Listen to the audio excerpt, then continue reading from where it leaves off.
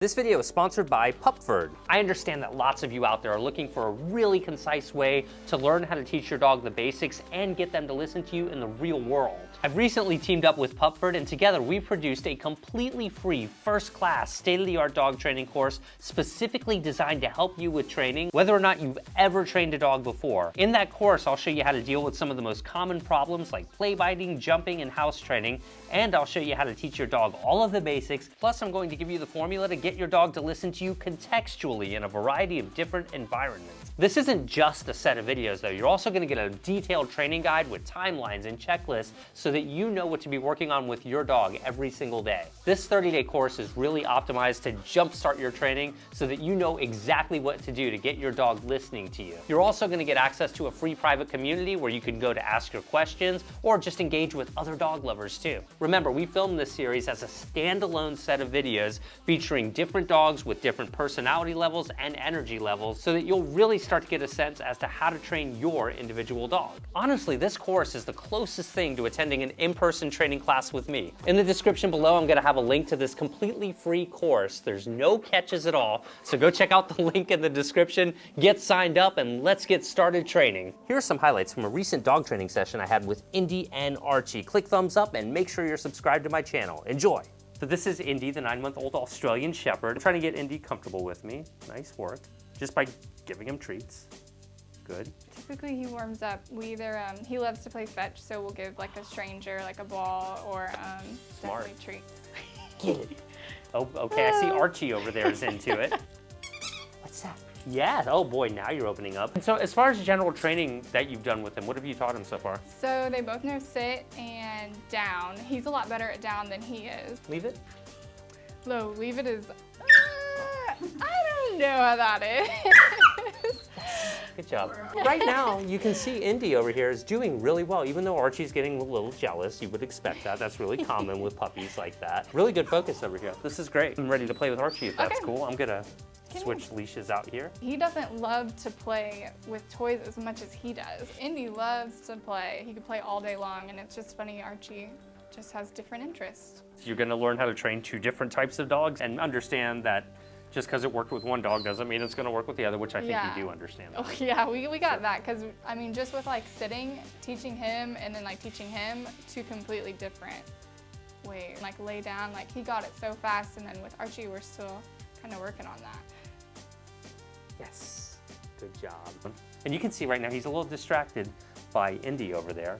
Even though they're the same breed, they're in the same general family, these two dogs, right? Yeah. They're related.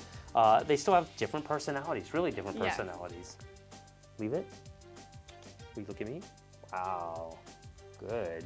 So we had a leave it, look at me combo there, and that's something he hasn't been taught. He just did really well with that, right? You haven't taught him how to leave a treat alone? I'm actually very surprised by that. Yes, good job. Very good. Usually when people have two dogs this close in age together, they have trouble communicating with both of them simultaneously. Yeah. So what has been your training strategy so far to get them both trained? Do you work with them both at the same time? Do you work with one at a time, or what? We've tried both. We like to try to do them together only because they prefer to be together, but I think it actually works best when they are apart because they can focus on you. That's a right. lot more. Yeah, and it's good that they can play with each other, but it's also important that they have really good communication with you guys independently too. Because look what happens if I try to communicate with them both at the same time or play with them at the same time. Archie, stay. Indy, come. Yes. Nope. You know, you can't. It's just what you'll need to go through with each of them individually is stay. Stay while there's toys in front of you. Stay while you have your 3-year-old niece or nephew run around or whatever. You know what I mean? You generally want them to learn a task independently without the distractions before you start combining them. That's another reason it's so hard to work with two dogs, because they distract each other, they distract you. As puppies, it's uncommon for young dogs to get into serious fights.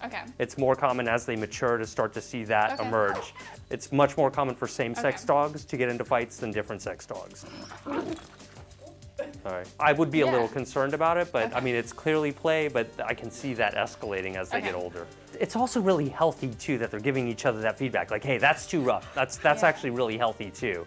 So it's a fine line right now. Keep your eye on it and use your judgment. So I'm not alarmed, but it is something I'd watch. How's potty training going? Really, really good, except for when it rains. Indy right here will not go outside because he's like afraid to get his paws wet. Dogs So- tend to be really sensitive, a lot of dogs anyway, tend to be really sensitive of different textures on the ground. Yeah. Since you know that it's a likely behavior when the grass is wet, you have to just be like, all right, I'm gonna take an extra 5 minutes on this potty break. I'm Yeah. gonna break some turkey out. I'm gonna lure them out there to see if that helps. I know Yeah, that we've too. tried that. We also had to start kind of like, all right, we're just gonna carry you out there Yeah? and then kind of do treats outside because he hides under the table. Like he doesn't love Mm-hmm. to go outside at all. But with him, he doesn't really do fetch. He'll do like a walk, Mm-hmm. but we just aren't really sure the best way to get his energy out. Just because he doesn't do fetch now doesn't mean he won't do fetch. I Okay. think that's why I'm testing for tug. There's some intermittent tug. So step one is get him obsessed with tug. Okay. For him is what I would say. Tug will evolve into fetch. Okay. So you get tug, then you get, hey, pick it up. All right, let's play some more tug. Get it. Good. You know, and then you tug right there until you are throwing it that far, you know, and then playing tug, and then throwing it that far, and he brings it back. Does that make sense? Yeah. Yes, good, right there. Good job. Nice work. It's very normal for desire to play tug of war to intensify the more you practice it. Okay. Like the morning times is his crazy time. Okay, that's He a good will, sign. Like run around the house. He's most energetic first thing in the morning, right? Yes. So that's probably the optimal time to really get him into a toy, Okay. right? When Yeah. he's most energetic. That would Yeah. make sense to me. And which is quite convenient because the best time to get them on their daily exercise regimen, okay, I'll take that. That's good. Come on, get it. Get it. Is to get them exercised first thing in the morning. That Okay. way you get some benefit from it and get them to chill out during the day. Yeah. You know, by giving them that workout first thing in the morning. So they feel content and they're not frustrated. So many problem behaviors occur because they have pent up energy. So I'm just trying to like blow on the flames here to get them playing a proper Sure. game of tug. And you can't shove it down their throat, but you can try and make the toy more exciting. Use a lot of different toys. Okay. Sometimes he's more into one toy than another. Yeah, get it, good. Yes. I'm gonna let him win. I mean, we're doing some baby tug. I'm just pulling, letting him win, letting him know, hey, look, just because I go to take it doesn't mean I'm always gonna win. That keeps it fun for him. Good. Little tension there, yes. Good. Hey, don't forget to check out my all-new free training program, 30-Day Perfect Pup. I'm gonna have a link in the description. Click thumbs up if you enjoyed the video. And if you like videos like this, you'll love our Instagram page, @ZachGeorge. I'll have a link below. See you guys next time.